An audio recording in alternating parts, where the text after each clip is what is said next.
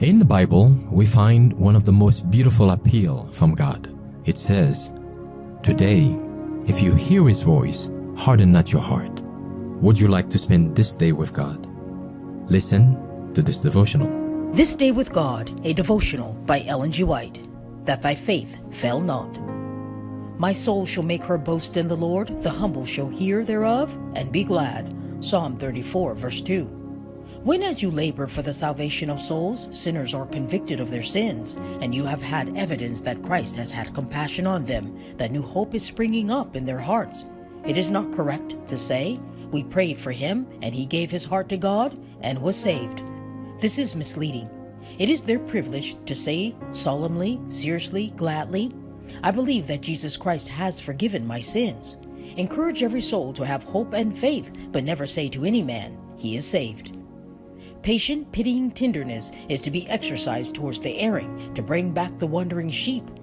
We have an example of this in Christ's treatment of Peter, who denied his Lord with cursing and swearing.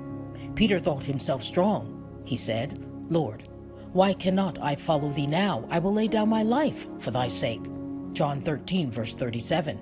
But Jesus answered him, Verily I say unto thee, that this day, even in this night, before the cock crow twice, thou shalt deny me thrice.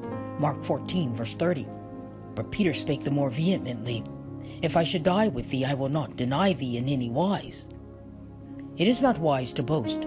Peter fell because he did not know his own frailty.